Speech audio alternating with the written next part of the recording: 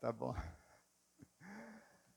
Vamos dar sequência à carta que Paulo escreveu aos Filipenses, capítulo de número 3. Quarta-feira passada nós encerramos o capítulo 2 e hoje, com a graça de Deus, vamos iniciar o capítulo de número 3.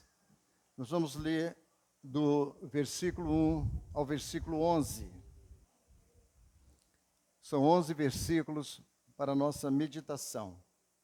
Já está ali na tela. Vamos lá, vamos ler a palavra de Deus.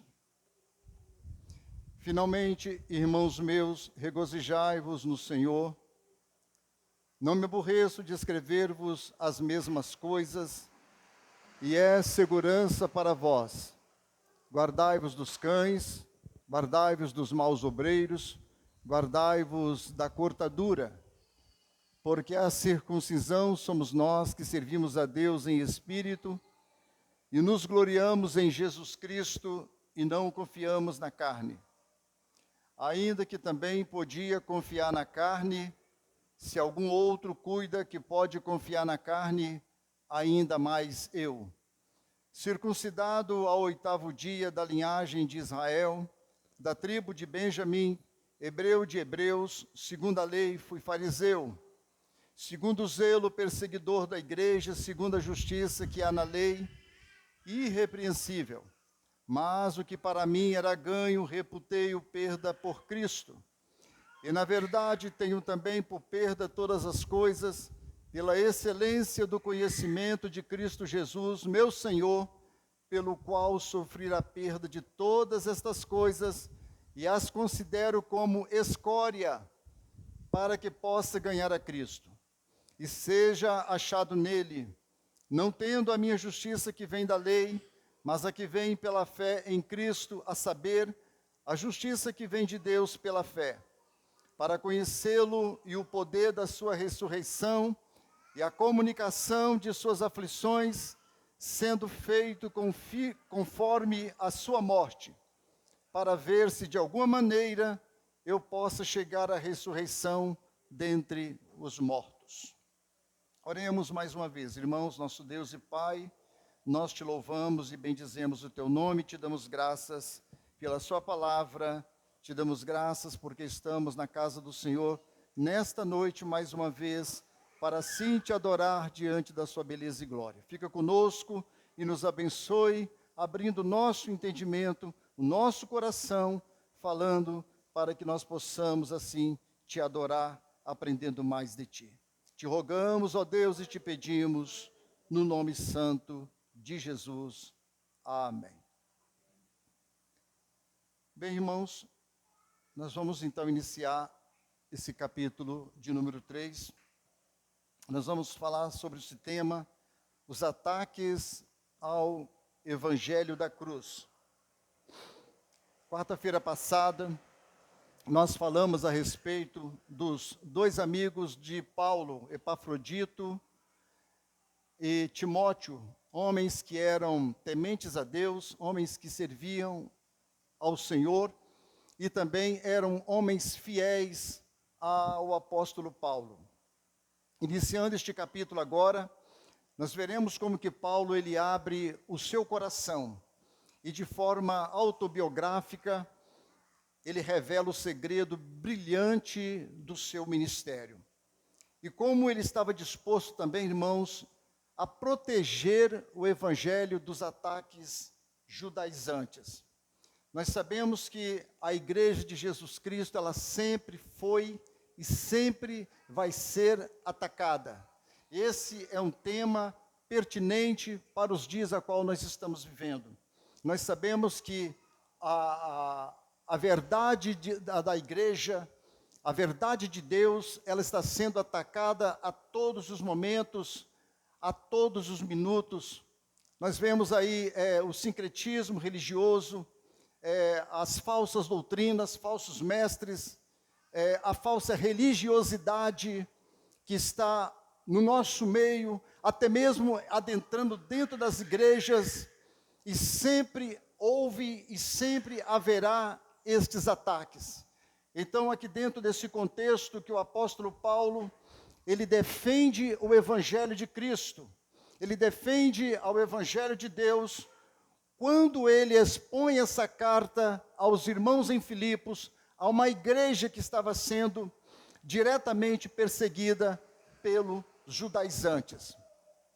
Vejamos, irmãos, que dos versículos 1 ao versículo de número 3, Paulo vai mostrar aqui para nós o cuidado que nós devemos, o cuidado que a igreja em Filipos deveria ter com os judaizantes, porque eles eram adeptos da circuncisão. Ou seja, eles queriam que aqueles que haviam se convertido ao evangelho, eles deveriam se circuncidar, assim como os judeus eram circuncidados.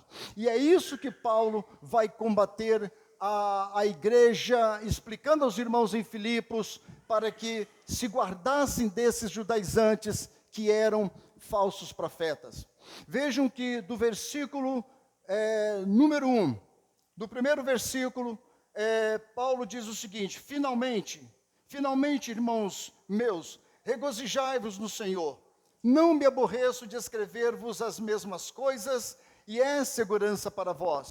Quando Paulo inicia aqui, irmãos, a palavra finalmente, isso aqui na verdade é uma marca de transição. Não significa que o apóstolo ele está finalizando a carta, não, mas que ele tem muito assunto ainda para falar. Isso simplesmente ele está dizendo que ele tem alguns assuntos pertinentes para ser falado e não está concluindo a sua carta. O que ele quer dizer é, quanto ao que resta a ser dito, ou seja, eu tenho muitas coisas para falar para vocês, ainda daquilo que eu já falei no capítulo 1 e no capítulo de número 2. Então, ele não começa com o assunto principal, irmãos, mas Paulo começa com o assunto que é essencial. Ele diz: finalmente, irmãos meus, regozijai-vos no Senhor. Ele está dizendo, alegrem-se no Senhor. A alegria do Senhor, irmãos, é contrária à opção judaizante.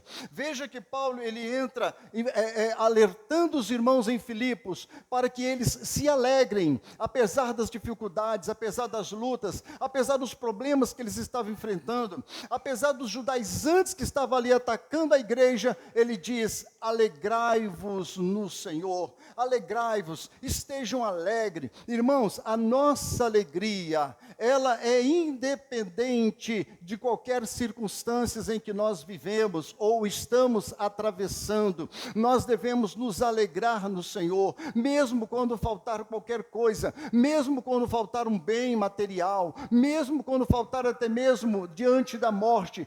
A instrução é, num tom imperativo, alegrem-se no Senhor. O Senhor é a nossa alegria, o Senhor é a nossa força. Devemos estar alegres no Senhor, apesar das lutas, das perseguições, dos problemas que nós temos neste mundo e nesta vida. Nós devemos sempre nos alegrar no Senhor, e é isso que Paulo está falando para os irmãos lá em Filipos, onde os filipenses, irmãos, são encorajados a se alegrarem em meio ao sofrimento por Cristo. Não simples sentimentos, irmãos, mas é para verbalizar com louvor, é para eles entrar com cântico, se alegrar no Senhor, não simplesmente por causa dos problemas que eles estavam enfrentando, mas que eles deveriam ter os mesmos sentimentos em Cristo Jesus, e com alegria e com cântico, se alegrarem no Senhor. E Paulo fala isso, porque eles já conhecem o Senhor. Por que nós devemos nos alegrar? Porque nós já temos este conhecimento. No versículo 8 ele disse, e na verdade tenho também por perda todas as coisas, pela excelência do conhecimento de Cristo Jesus, meu Senhor, pela qual sofri a perda de todas estas coisas e as considero como escória para que possa ganhar a Cristo. Aí está o segredo da nossa alegria, aí está o segredo de nós nos alegrar no Senhor, irmãos. É a base da existência presente nele, é porque nós estamos em Jesus, é porque nós já alcançamos o Senhor Jesus. E com esse conhecimento que nós temos, nós não podemos ser pessoas cabisbaixas, pessoas tristes, pessoas desanimadas, pessoas que pensam que não têm futuro. Não, nós temos um futuro garantido. Nós temos uma segurança garantida. Esse conhecimento de Cristo, ele vem nos alegrar, nos fortalecer diante de qualquer circunstâncias. A nossa alegria é no Senhor, irmãos. Não devemos ser alegres quando estamos com a conta recheada. Não devemos estar alegres simplesmente porque agora temos tudo do bom e do melhor. Não. O Senhor é o nosso complemento. Ele alegra o nosso coração. Ele fortalece o nosso coração com graça. Nos momentos que estamos ali, mesmo nas angústias e nos problemas que estamos passando, nós devemos nos alegrar porque temos conhecimento do Senhor. A pressão dos sofrimentos presentes jamais deveria perder a alegria de pertencer a Cristo. Sendo assim, qualquer atração ou influência, tanto religiosa quanto qualquer outra distração, deveria ser eliminada das vidas dos irmãos em Filipos. Mas Paulo, irmãos, está preocupado com eles e afirma que não se aborrece de escrever-vos as mesmas coisas, porque isso é segurança para eles. Paulo disse, olha, eu falo para vocês constantemente, eu não me aborreço de estar escrevendo as mesmas coisas. A doutrina do Evangelho, irmãos, Paulo já ensinava constantemente, e tem que ensinar hoje, ensinar amanhã, repetir e repetir e repetir a doutrina de Cristo. E Paulo disse, eu não vos aborreço, eu estou disposto a ensinar a vocês a doutrina de Cristo constantemente, para que vocês vigiem dos maus obreiros, para que vocês sejam fiéis ao Senhor, para que você, a igreja de Filipos, seja uma igreja fiel, seja uma igreja de oração. Eu não me aborreço de escrever-vos as mesmas coisas. Nós sabemos, irmãos, que nós devemos, nós às vezes repetimos a nossa vida em várias coisas da nossa vida. Nós temos costumes todos os dias de repetir as mesmas coisas.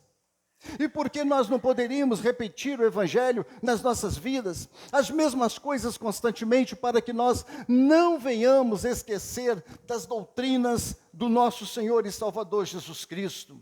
Vejam, irmãos, isso é em razão do cuidado com eles, para o benefício deles, para o crescimento dos irmãos em Filipos. Eu estou disposto sempre a falar a vocês as mesmas coisas, pois os judaizantes, irmãos, poderiam tornar a eles atraente. Quem sabe os irmãos em Filipos, os filipenses, perderiam a firmeza em Cristo. Os judaizantes estavam ali ensinando, e quem sabe os ensinos dos judaizantes poderiam ser mais atraentes.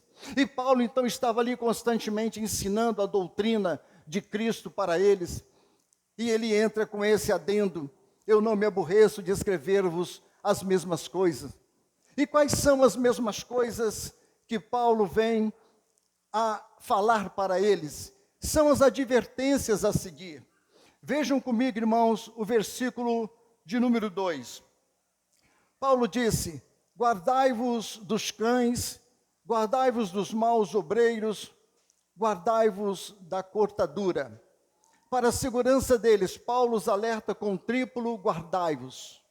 Há outras traduções, irmãos, que é cuidado, cuidado, cuidado, cuidado. Paulo dá uma advertência aos irmãos de Filipos. Ele usa essa retórica poderosa, uma expressão violenta e com sarcasmo, contra cristãos judeus que pregam a circuncisão entre os crentes gentios. Cuidado, mas muito cuidado, cuidado, cuidado. Exortações para que eles se despertem a mente deles, para que eles tomem cuidado. Após o imperativo, alegre-se no Senhor, Paulo entra então com essa explosão súbita de alerta, para que eles se despertem em relação a isso. Paulo está aborrecido, irmãos, com essa gente. Por mais de uma década que os judaizantes vêm seguindo o apóstolo Paulo. Em 2 Coríntios, no capítulo 11, versículo 13 e 14, Paulo disse, porque tais falsos apóstolos, eles são obreiros fraudulentos, transfigurando-se em apóstolos de Cristo, e não é maravilha, porque o próprio Satanás se transfigura em anjo de luz. Paulo há muito tempo anda injuriado com esses servos de Satanás, que fingem serem servos de Cristo. Ele diz: guardai-vos dos cães, cuidado com os cães. Cães, irmãos, eram considerados animais imundos na sociedade oriental. Paulo não está se referindo àqueles cães que hoje é guardado, tem cães hoje aí que ele tem mais luxo, muitas das vezes, do que nós mesmos, de tão bem tratado que é. Não, mas a cultura daquela época, os cães, eles não eram bem vistos, eram animais imundos. E com essa metáfora, Paulo faz uma invertida, visto que os judeus tinham o hábito de chamar os gentios de cães. Ou seja, não guardadores da lei, de cães. Estes judaizantes, eles eram os verdadeiros cães. Porque eles chamavam os gentios de cães. Porque os gentios não guardavam a lei. Eles eram, então, taxados como cães. Mas Paulo agora, ele faz essa invertida. Guardai-vos dos cães. Dá a impressão que são 3 grupos aqui de pessoas. Guardai-vos dos maus obreiros e guardai-vos da cortadura. Não, são todas as 3 sequências aqui, está se referindo a uma qualidade de pessoas, os maus obreiros, ou os cães, aqueles que pregam a circuncisão.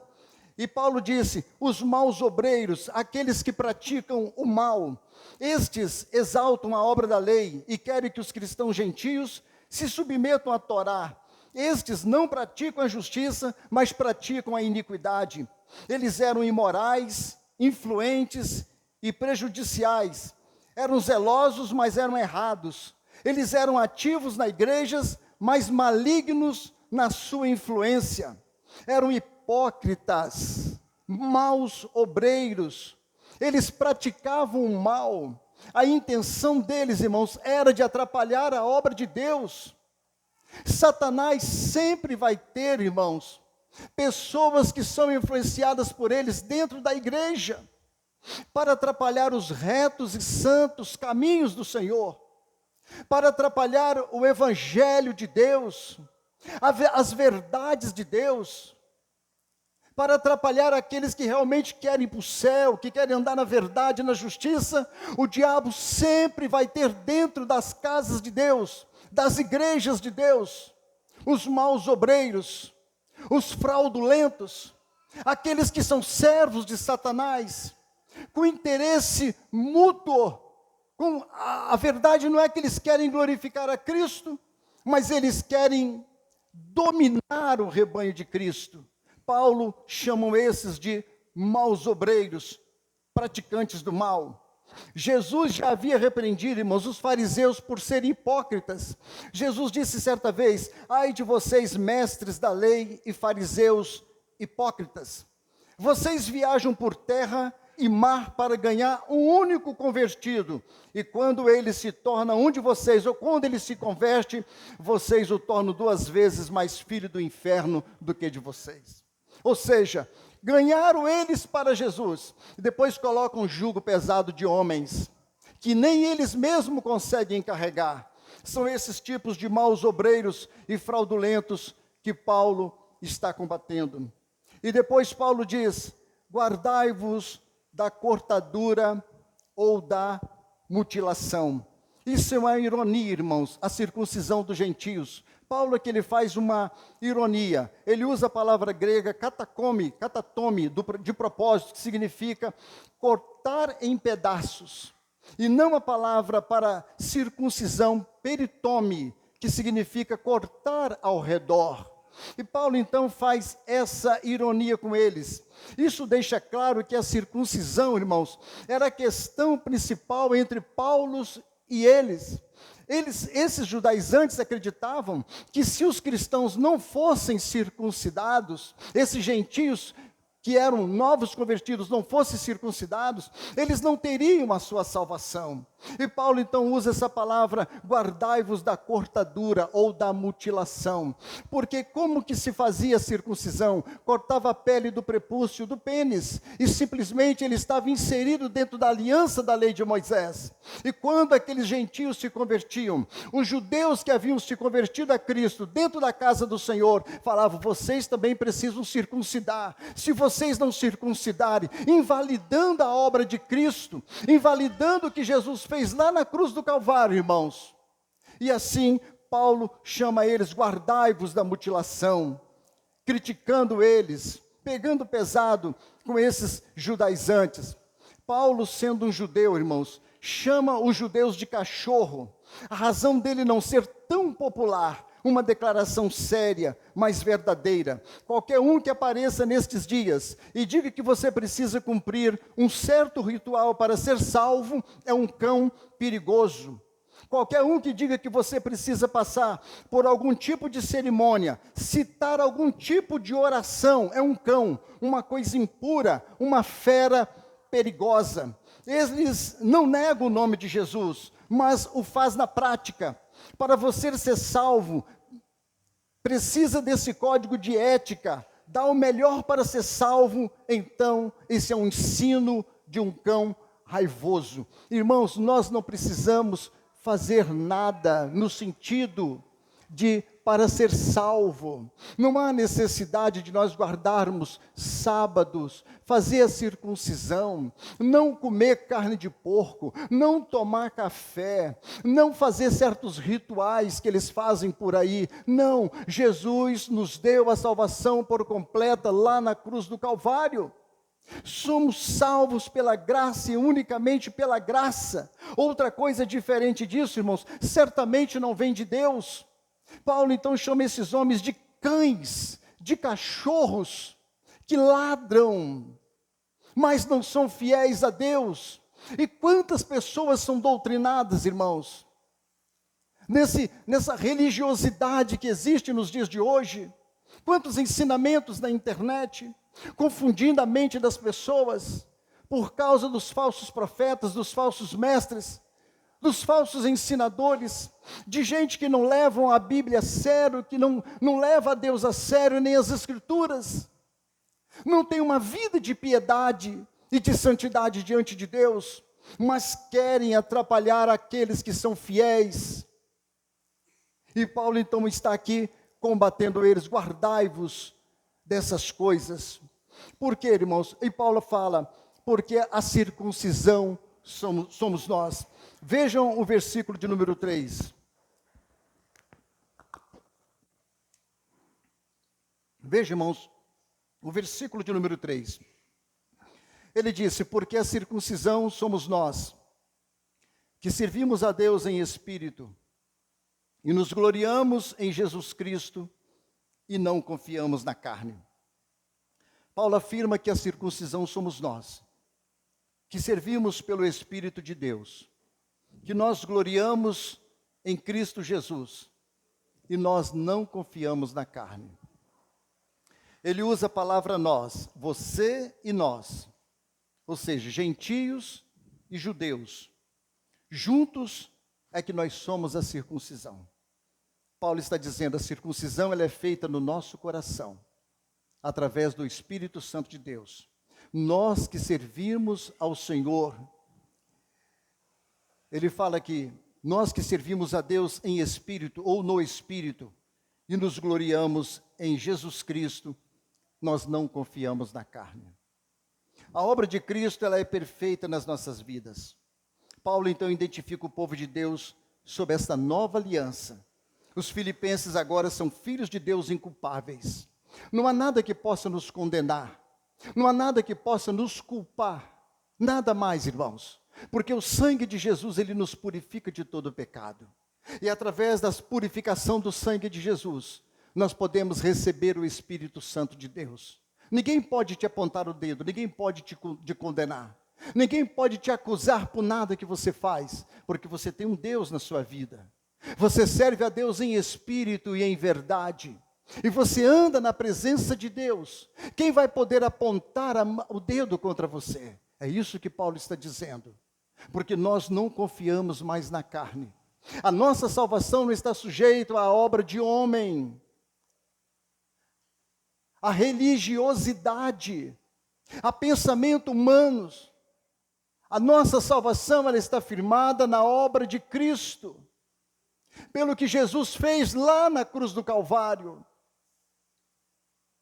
nos tirando do meio das trevas e libertando nós dos nossos pecados. Isso está fundamentado a nossa salvação, porque a circuncisão somos nós, Paulo está dizendo, não são os judaizantes, não são esses que seguem a lei de Moisés, a Torá, não. A antiga aliança agora, ela ficou somente uma sombra do passado. Nós estamos agora na nova aliança em Cristo Jesus. Veja, irmãos, quanto que Paulo sofreu. Mesmo estando preso em Roma, ele precisava combater esses judaizantes. Interessante que Paulo combateu eles com a teologia, com as escrituras, com a palavra de Deus. Paulo não ficou batendo no peito, dizendo que era isso, que era aquilo outro, não. Ele usou argumentos poderosos na palavra de Deus e no Espírito Santo para combater os judaizantes. Nós temos armas poderosas, irmãos, em nosso favor, que é as escrituras que Deus nos deu para nós combater as heresias, para combater as inverdades, as injustiças, a falsa religiosidade. Nós devemos olhar para as escrituras. E a carta de Paulo aos Filipenses, ela é recheada de conteúdos teológicos para defender a igreja de Jesus nesse tempo todo que ela vive na terra. As escrituras, elas nos protegem e guardam a igreja de Jesus esse tempo todo. E Paulo usa esses termos aqui. E ai de nós se não fosse a teologia, os ensinamentos cristãos, para manter a igreja nesses mais de 2000 anos que ela está aqui sobre a terra, irmãos, e nós somos protegidos aqui pela doutrina, pela palavra de Deus. Porque confiar na carne é confiar em qualquer rito religioso fora de Cristo. Isso é confiar na carne, irmãos. Confiar em homem, confiar em doutrinas fora da palavra de Deus. Coisas criadas fora da palavra de Deus. Homens que querem dominar o rebanho de Cristo, que querem se apossar das coisas de Deus e terem benefícios. E a multidão vai diante deles, irmãos, sendo aplaudido. E eles querem esses aplausos, mas eles não têm a capacidade espiritual. Eles não têm a doutrina verdadeira de Cristo. Eles estão ali com má intenção, Paulo disse, e os classificam como cães, porque a circuncisão somos nós. O nosso coração foi transformado, não precisa mais de circuncisão nenhuma, dentro da lei moral, dentro da lei de Moisés, dentro da Torá. Cristo circuncida o nosso coração, através do seu Santo Espírito. Paulo agora ele entra com a ênfase, irmãos, se protegendo e protegendo a igreja, com poderes da palavra de Deus. E ele fala de si próprio, daquilo que ele vivenciou, daquilo que ele era. Vejam comigo o versículo de número 4. Ele diz, ainda que também podia confiar na carne. Quem mais poderia falar com o apóstolo Paulo? Ainda que também podia confiar na carne. Se algum outro cuida que pode confiar na carne, ainda mais eu. Vejam bem, Paulo faz um acréscimo para dizer que os seus inimigos pensam erroneamente, irmãos, e os argumentos deles a favor da circuncisão é fraco, porque Paulo diz, eu posso confiar na carne. Tem alguém aqui que poderia confiar na carne? Seria eu. E Paulo então apresenta uma grande quantidade de argumentos superior ao deles. Paulo vai mostrar vários argumentos por que ele poderia, se ele quisesse, confiar na carne. E se for para comparar os méritos e as reivindicações e as qualificações, Paulo diz, ainda mais eu estou cheio de qualificações, estou cheio de reivindicações. Se é para alguém confiar na carne, ainda mais eu. Ele entra então no versículo 5 e no versículo de número 6. Por que ele poderia confiar na carne? Ele fala no versículo 5, ele já entra falando acerca da circuncisão, que esse era o problema de Paulo com os judaizantes. Ele fala, circuncidado ao 8º dia, da linhagem de Israel, da tribo de Benjamim, hebreu de hebreus, segundo a lei, fui fariseu. Paulo, mediante o rito da circuncisão, irmãos, para a sua adoção na aliança, ele se circuncida. Os seus pais o circuncidaram, porque Paulo, ele era circuncidado ao 8º dia. Ele era hebreus dos hebreus. Paulo nasceu judeu, ele não era um prosélito. Ele quer dizer, eu não me converti ao judaísmo. Eu fui circuncidado ao 8º dia. Eu não sou como vocês, que foram prosélitos, que vocês não nasceram judeus. Vocês se converteram e se circuncidaram. Eu não, eu nasci. Eu sou judeu de nascença, isso que Paulo está dizendo. Eu fui circuncidado ao 8º dia. Aí ele fala, pois eu, ainda mais, eu sou da linhagem de Israel. E esse, irmãos, era um motivo de muito orgulho para qualquer israelita dizer que era da linhagem de Israel. E Paulo diz, eu sou da linhagem de Israel. Muito mais, eu tenho um segmento, eu tenho uma linha. Ele fala da tribo de Benjamim, a sua origem era de uma tribo especial, da família de Abraão, salientando a sua raça judia. Benjamim e seu irmão José, irmãos, foram os únicos filhos de Jacó com Raquel, mas só Benjamim nasceu na terra da promessa. O primeiro rei Saul era benjamita e pertencia a essa tribo, e Paulo está dizendo, eu pertenço a uma das melhores tribos de Israel, a tribo de Benjamim. Eu sou da linhagem de Saul, e o nome dele era Saulo, que é conectado com a palavra Saul, Saulo, e o nome grego dele vai para Paulo, mas ele está dizendo, eu sou da linhagem, da tribo de Benjamim. Vejam que as qualificações de Paulo, irmãos, é muito forte em relação aos judaizantes. Ele diz, eu sou hebreu de hebreus. O que Paulo quer dizer é que foi educado na língua hebraica. A sua ortodoxia não tinha nenhuma influência estrangeira, helenística. Não, Paulo não era grego e se converteu, ele era hebreu de hebreus. Além do mais, segundo a lei, eu fui fariseu. Fariseu era uma das linhagens mais fortes e poderosas que havia em Jerusalém, em Israel.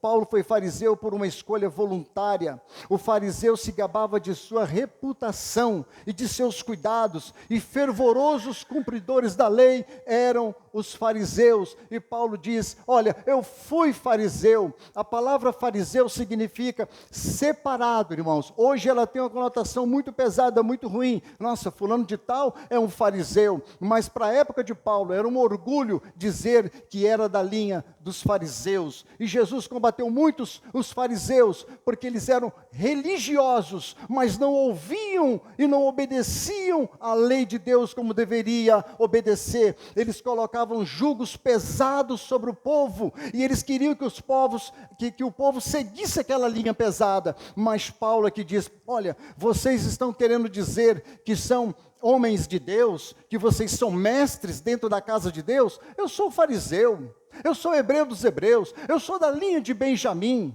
eu sou judeu, fui circuncidado ao 8º dia, eu tenho muito mais argumentos melhores do que vocês judaizantes, querendo colocar peso naqueles que já se converteram a Cristo.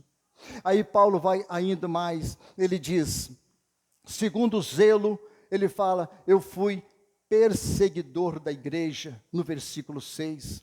E essa era outra característica dos fariseus, irmãos, muito conhecido, era o zelo. Paulo era aquele que perseguiu a igreja, aquele que era contra a igreja, tinha as cartas dos fariseus para perseguir, e eu fui perseguidor da igreja, isso que vocês estão fazendo, eu já conheço, já sei o que é. Paulo está dizendo, ele fala em segundo a justiça, irrepreensível.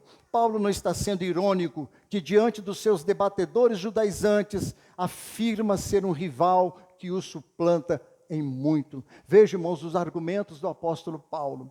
A autoridade que Paulo usa, a palavra de Deus. Simplesmente escrevendo, preso lá em Roma, para enviar lá para Filipos a carta, cheios de argumento, cheio de autoridade, cheio de graça e de sabedoria, para conservar a igreja na presença de Cristo. A igreja é hoje o que é, irmãos, pelo que Paulo passou, pelo que os apóstolos passaram seguindo a pessoa de Jesus. Largaram tudo, se despojaram de tudo por causa deste evangelho, para que chegasse aos nossos dias de hoje. Quanto esses homens sofreram, quanto eles padeceram por amor a Cristo, por amor ao evangelho, para que este evangelho chegasse aos nossos dias de hoje. E muitas das vezes que nós não fazemos casos, muitas das vezes muitos cristãos não olham para a doutrina de Cristo, mas vemos o quanto esses homens padeceram para que esse evangelho tivesse com liberdade no nosso meio, para que hoje nós pudéssemos glorificar a Cristo nessa mesma palavra. Tanto que Paulo vai usar esse argumento para eles ainda no versículo 7. Ele diz, mas o que para mim era ganho, eu reputei-o perda por Cristo. Tudo isso era ganho. Paulo fala, mas. Esse introdutório de Paulo ganha força. Ele diz, mas o que era ganho? Eu reputei-o perda por Cristo. Paulo junta todos os privilégios, ele junta todas as reivindicações, ele coloca tudo dentro de um pacote e depois diz, tudo isso é perda. Tudo que eu apresentei para vocês agora, isso aqui é perda. Isso não tem valor nenhum. A atitude de Paulo quanto a isso, ela é enfática. Ele as rejeita com desprezo, trata como algo a ser detestado. Paulo não tem prazer naquilo que ele fez. Isso tudo eu reputei por perda para ganhar a Cristo. Não tem valor nenhum para ganhar a Cristo. É a chave da motivação de Paulo, irmãos. Ele considera tudo isso como nada, como se não fosse valor nenhum, porque Cristo é superior a isso tudo que ele praticava. A circuncisão, ser hebreus de hebreus, ser da descendência de israelita, mas ser descendente de Jesus Cristo, uma nova criatura em Jesus, é muito mais importante do que ser descendente de israelita. Ser servo de Jesus Cristo, liberto, é muito mais importante do que ser circuncidado da linhagem de Abraão e ser circuncidado ao 8º dia. É isso que Paulo está dizendo. Eu juntei todo esse pacote que vocês estão valorizando, eu joguei isso no lixo. Isso não tem valor. Todos os homens e mulheres de Deus, irmãos, tiveram de perder algo para ganhar a Cristo. Nós só vamos ganhar a Cristo quando nós nos esvaziarmos. Quando nós perdermos alguma coisa que está atrapalhando a nossa comunhão com Cristo, a nossa intimidade com Jesus. Nós devemos sempre nos despojar daquilo que atrapalha. O próprio Jesus disse a quem não deixar mãe, pai, filho ou fazenda por amor de mim, não é digno de mim. Esse é o caminho para ganhar a Cristo a cada dia. Ele disse, mas o que era ganho, reputei-o perda por Cristo, nos versículos 8 e 9. No versículo 8, Paulo diz, e na verdade tenho também por perda todas as coisas, pela excelência do conhecimento de Cristo Jesus, meu Senhor, pelo qual sofri perda de todas estas coisas e as considero como escória para que possa ganhar a Cristo. Ele repete o verso 7, irmãos, e ele amplia o seu pensamento. Ele quer dizer, enfrenta escolhas todos os dias. Todos os dias Paulo tinha que escolher, sendo tentado a escolher a inutilidade de seus esforços pregressos, para obter justiça pela lei. Todos os dias ele tinha que escolher, irmãos, sendo tentado. É assim também a nossa vida. O sentimento de conhecimento aqui é comunhão com o Senhor Jesus. E todos os dias nós temos que escolher, irmãos. Temos que escolher a cada dia da nossa vida, a cada momento da nossa vida, o nosso Cristo que nós conhecemos, se estamos dispostos a sofrer por esse Jesus. Porque esse é o segredo. A comunhão com o Senhor, o conhecimento é a nossa comunhão com Jesus. Conhecer Jesus é ter comunhão com Ele, é ter intimidade com Ele, é estar de joelhos com Ele, é estar em oração com Ele, é estar conectado com a Sua palavra com Ele. Isso que é conhecimento de Jesus. Não são aqueles que passam anos na cátedra estudando teologia, ou não, conhecimento com o Senhor Jesus é viver como Ele viveu. Paulo considera isso tudo como perda, irmãos, e realmente Paulo perdeu todas as coisas. E estar com Cristo, irmãos, exige sacrifício. O preço é elevado a pagar. Estar com Jesus, nós pagamos um alto preço. Nós não devemos ter mais prazer no mundo, nas coisas desta vida, nas coisas da terra. E pagamos um alto preço de calúnia, de crítica, de humilhação, para andar com Jesus, perder todas as coisas por amor a Ele, renunciar às coisas que estão atrapalhando a minha comunhão com Cristo, nós devemos renunciar. Paulo diz aqui, eu tive tudo isso como a escória, ele fala, sentir a perda de todas estas coisas, ele diz, e as considero como escória. Escória aqui, irmãos, significa excrementos, ou restos de lixo, e Paulo considera isso como se fosse o excremento. Paulo considera tudo que ele tinha na vida que estava atrapalhando a sua comunhão com Deus como lixo, e ele deseja jogar todo esse lixo na lata de lixo, jogar fora. Então, os privilégios cerimoniais religiosos do passado devem ser jogados de lado como lixo. Tudo aquilo que venha atrapalhar a nossa comunhão com Deus, a nossa intimidade com o Senhor, os nossos pensamentos do passado, coisas que estamos agarrados no passado, nós devemos cada vez mais nos libertar disso, deixar isso de lado, os pensamentos religiosos e tudo aquilo que vem atrapalhar a nossa comunhão com o Senhor. Mas o que era ganho, eu reputei-o perda por Cristo. No verso 9, ele fala, e se achado nele, e seja achado nele, não tendo a minha justiça que vem da lei, mas a que vem pela fé em Cristo, a saber, a justiça que vem de Deus pela fé. Ganhar Cristo é ser achado nele um homem livre de qualquer culpa e aceito na presença de Deus. Somos justificados por Deus em Cristo. A justiça de Cristo nos livrará do julgamento divino. O nosso relacionamento correto com Deus, concedido pelo próprio Deus. O estar em Cristo, então, nada mais é do que ter a retidão ou justiça que vem de Deus. É isso que nós alcançamos, irmãos. É ser achado nele. Quando nós alcançamos a justiça de Cristo, nós somos achados nele. Somente nele, e para ele, e para a glória dele, e para todo o louvor dele, e seja achado nele. Não há necessidade de ritual nenhum mais, não há necessidade de religiosidade nenhuma mais, porque Cristo é a nossa circuncisão. Paulo então entra para o caminho final dos versos 10 e 11, ele diz, para conhecê-lo e o poder da sua ressurreição, e a comunicação de suas aflições, sendo feito conforme a sua morte.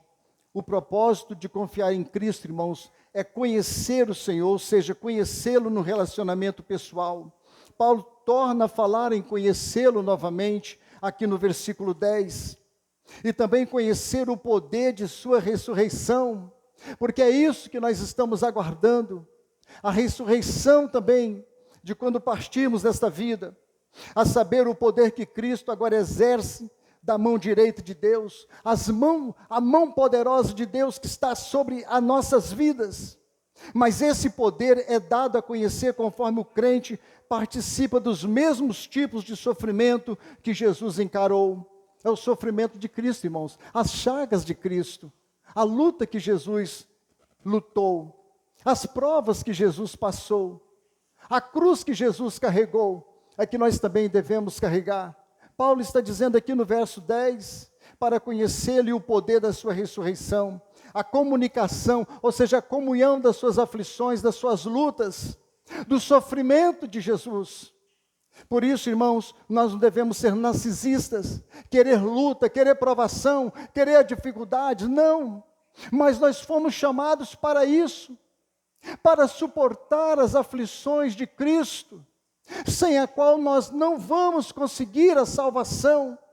É através de muitas lutas, de muitas aflições, de muitos problemas que vamos enfrentar e que nós vamos alcançar o poder da nossa ressurreição. Quando as mãos de Deus estão sobre nós, quando as mãos do Todo-Poderoso estão sobre as nossas vidas. Então não estranhe a dura prova que você passa, as provações que você tem enfrentado, as dificuldades que você vem enfrentado, as aflições que você tem enfrentado. Não, glorifique a Cristo no seu coração, exalte a Cristo na sua vida, porque essas aflições é para a glória de Cristo, porque você é serva de Cristo, porque você é servo de Cristo. Então essas aflições não é para comparar com a glória que está nos preparada para o futuro, que será revelada para nós, diz as Sagradas Escrituras. É conhecer a Jesus a cada dia, irmãos, é conhecer o Senhor a cada dia. Paulo, então, no versículo 11, ele encerra mostrando aqui o verdadeiro evangelho. Ele fala, para ver se de alguma maneira eu possa chegar à ressurreição dentre os mortos. Aqueles que sofrem com Cristo e por Cristo vão alcançar a ressurreição dentre os mortos. Ninguém vai alcançar a ressurreição, irmãos, se não andar na presença de Cristo, se não passar pelo sofrimento de Cristo, se não estiver carregando a sua cruz como devemos carregar a nossa cruz. Muitos estão abandonando a sua cruz, muitos estão abandonando o Evangelho, por amor a este mundo, amando o presente século. E muitos cristãos estão simplesmente sendo religiosos dentro da casa de Deus, irmãos. São pessoas que não têm temor, são pessoas que amam às vezes o mundo, mas amam também a igreja. Têm prazer neste mundo, mas querem também ter o prazer aqui dentro da igreja. E nós, crentes, não fomos chamados para isso, mas fomos chamados para sofrer por amor a Cristo. Devemos estar focados no verdadeiro Evangelho de Jesus Cristo, saber a verdadeira doutrina. Aprendemos que a salvação não é saber alguma coisa sobre Jesus, irmãos. Tem pessoas que pensam que é salvo porque sabe alguma coisa sobre Jesus. Hoje em dia a gente vê até traficante falando de Jesus. Vemos prostitutas aí falando de Jesus. Vemos pessoas, até macumbeiros, feiticeiros, falando de Jesus, porque conheceu alguma coisa sobre Jesus. É o que mais a gente vê. Mas nós não somos salvos porque conhecemos alguma coisa sobre Jesus. Não. Mas também não é saber sobre coisas religiosas para ganhar aceitação diante de Jesus. Não é saber coisas religiosas. Não é porque nós conhecemos, às vezes, a Bíblia de Gênesis, Apocalipse, que somos salvos de maneira alguma. Não é, mas é porque estamos em Cristo e porque nós perdemos tudo deste mundo por amor a Cristo, assim nós somos salvos. Porque rejeitamos as coisas deste mundo e padecemos por amor a Jesus, assim nós seremos salvos, em obediência à sua palavra. Conhecer a Cristo a cada dia, é isso que Paulo está querendo dizer nesses 11 versículos, que é o que os judaizantes não conheceram. Através do legalismo, muitos sofrem a tentação de se justificar diante de Deus. Eu pratico isso, eu faço isso outro, então eu vou ser salvo porque eu pratico isso, eu vou ser salvo porque eu deixei de fazer isso outro, e uso o legalismo e se justifica diante de Deus. Isso também não é correto. Não podemos ganhar a salvação, irmãos. Não há esforço da nossa parte para ganhar a salvação. Nós já a recebemos da parte de Deus em Cristo Jesus. Quando você era pecador, quando você estava nas trevas, quando você estava perdido, Ele te alcançou. Jesus foi ao seu encontro e Ele te salvou, Ele te curou, Ele te libertou. Assim você é salvo, sem mesmo você poder fazer nada. Você não é salvo porque você faz, você é salvo porque Ele fez na sua vida. Os crentes dedicados têm uma tendência, irmãos, muitas vezes até mesmo os crentes dedicados tem uma tendência a esquecer o Evangelho. A pessoa é dedicada, serve a Deus, e mesmo assim tem a tendência a esquecer as coisas de Deus, como se não fosse nada, como se pudesse levar de qualquer jeito ou de qualquer forma. E a tendência disso é voltar ao legalismo, irmãos, a autoexpiação que só leva ao orgulho, ao desespero. E assim tem muitos cristãos que vivem desse jeito, orgulhosos, desesperados, porque se faz auto-piedoso. Ele mesmo se faz a autoexpiação dele. Ele mesmo acha que ele praticando aquelas coisas, ele vai alcançar a sua salvação. Então nós temos que tomar cuidado com o legalismo e conhecer a Cristo, conhecer a sua doutrina, as Escrituras, cada vez mais para a nossa vida, para nós não sermos enganados pelos falsos profetas, pelos falsos mestres. Devemos resistir ao Evangelho que está relacionado à obra do homem, à obra humana. Devemos resistir. Que Deus nos abençoe. Que Deus nos guarde e que Deus guarde o nosso coração em Cristo Jesus. Fecha o teu coração, vamos orar mais uma vez para a glória de Deus. Deus Todo-Poderoso que estás no céu, nós te louvamos e bendizemos o teu grande nome. Te adoramos, ó Deus, diante da sua grandeza, diante da sua glória e majestade. Que o Espírito do Senhor nos ajude e venha nos fortalecer. Venha nos livrar, ó grande Deus, dos laços e das armadilhas dos falsos profetas, dos falsos crentes, dos falsos mestres, das falsas doutrinas, do falso evangelho. E nos ajude, meu Deus, a proteger as verdades das Escrituras, a doutrina numa vida de fidelidade, de pureza, de santidade diante da presença do Senhor. Venha nos ajudar, ó Deus, e que possamos passar as aflições, as lutas e as dificuldades nas nossas vidas, mas que venhamos glorificar a Cristo em nossos corações. Te pedimos, no nome de Jesus. Amém. Evangelistas.